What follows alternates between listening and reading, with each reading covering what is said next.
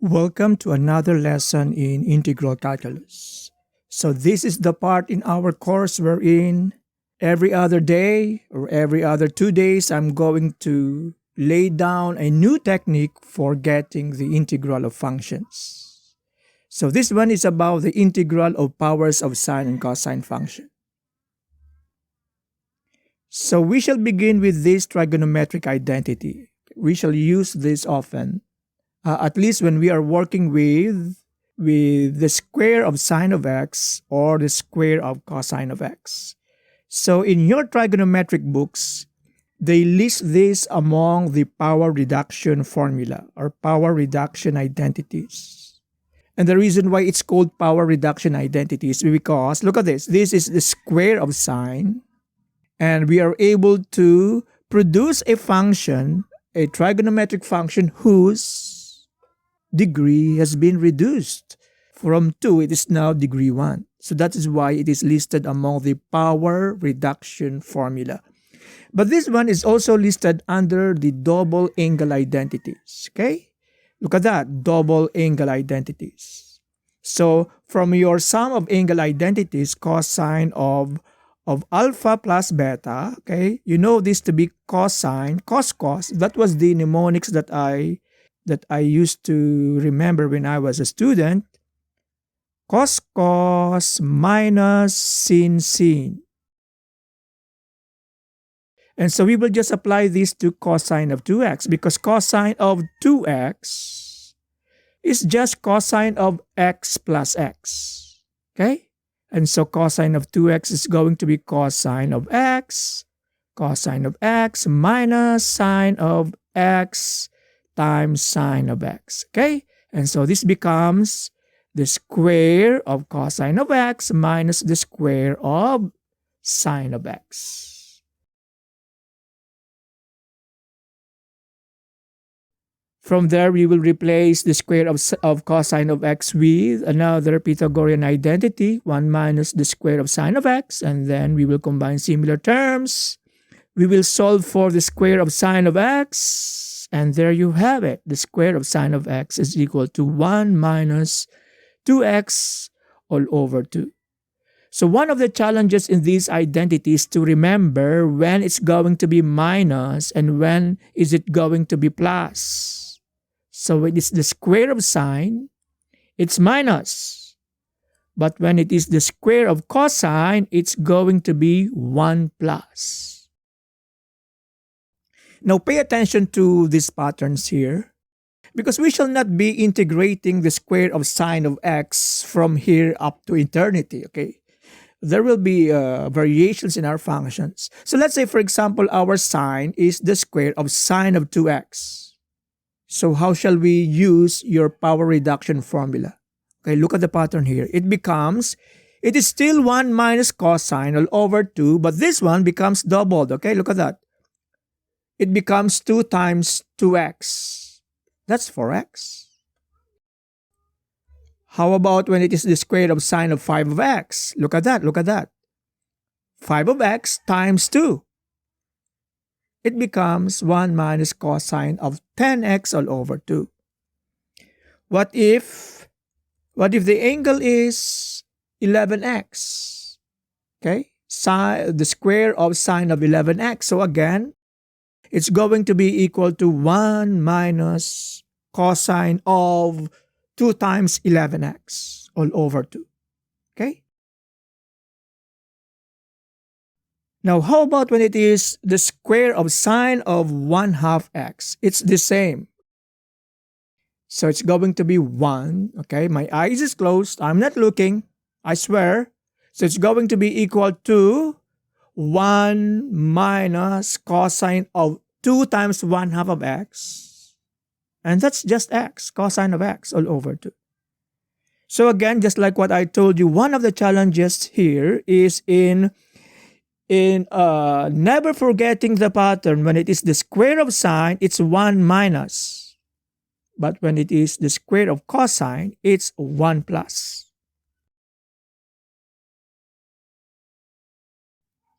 Now, why is this trigonometric identity useful when we have to get the integral of the square of sine of x.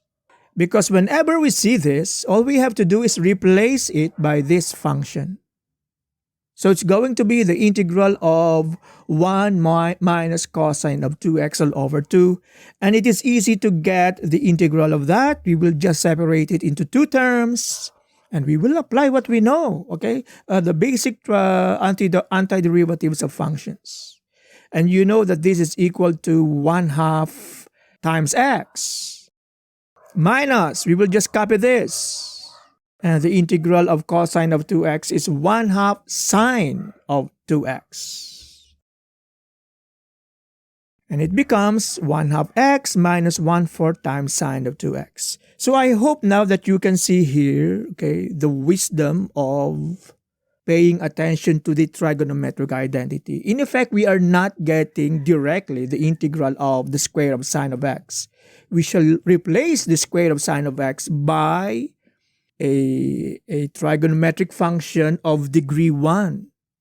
1 minus cosine of 2x all over 2. Remember this? It's equal to this. We just separated this into two terms. Remember that. So let us work out this. The integral of the square of sine of 2x. Okay, so it's 2x. So you know that in our identity, the angle is going to be 2 times 2x. Look at that, okay? And we will separate this into two terms. This one. This one is just 1/2 x. Okay, minus 1/2 times, okay, 1/4 times, and you know that the antiderivative of that is sine of 4x, okay? And so when we simplify it, it's going to be equal to this. The integral of the square of sine of 2x is equal to 1/2 x minus 1/8 sine of 4 times x plus c.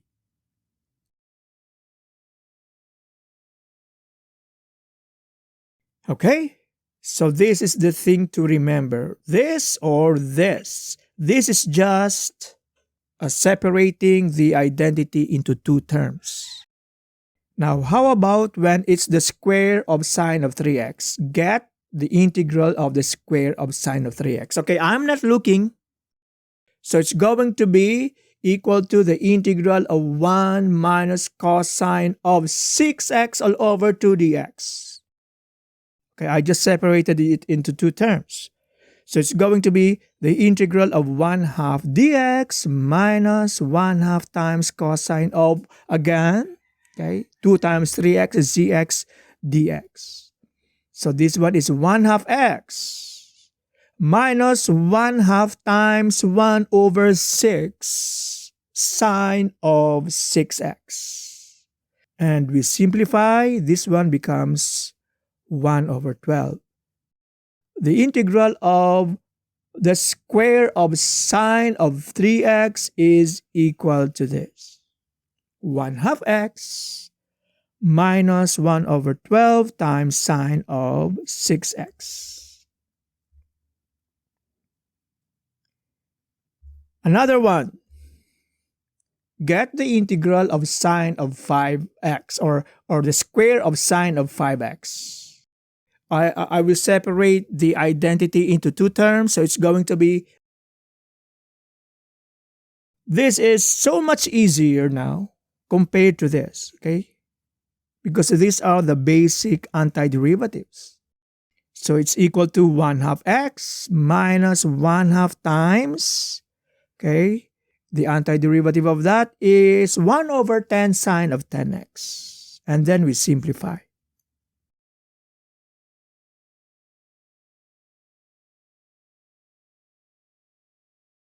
So what if our function is the square of sine of 1/2 of x? What is the antiderivative? Again, the same power reduction formula. Okay, so look at the pattern. From 1/2 x, okay, our angle is going to be 2 times 1/2 of x. So that is simply x. Look at that. Okay, so it's going to be just x. 1/2 x times 2 is just x. Okay, now this one is easy. This is again 1/2 x minus 1/2 times sine of x, and this is your answer.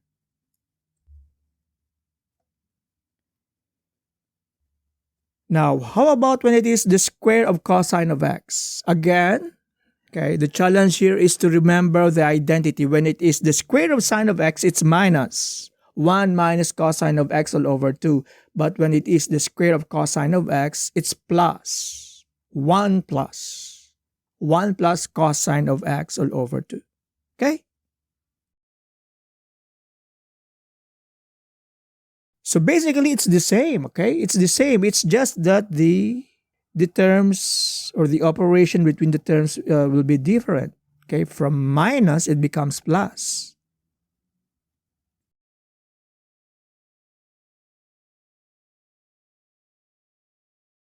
So one of the challenges here really is to see the pattern and use it whenever you are integrating the square of sine of function. Okay, so when you are working on the square of sine of 2x, this is the function to work on. Okay, 1 minus cosine of 2 times 2x, it becomes 4x all over 2. Let's say, for example, it's the square of sine of 5 of x, or the square of sine of 5x. Again, 1 minus cosine of 2 times 5x all over 2.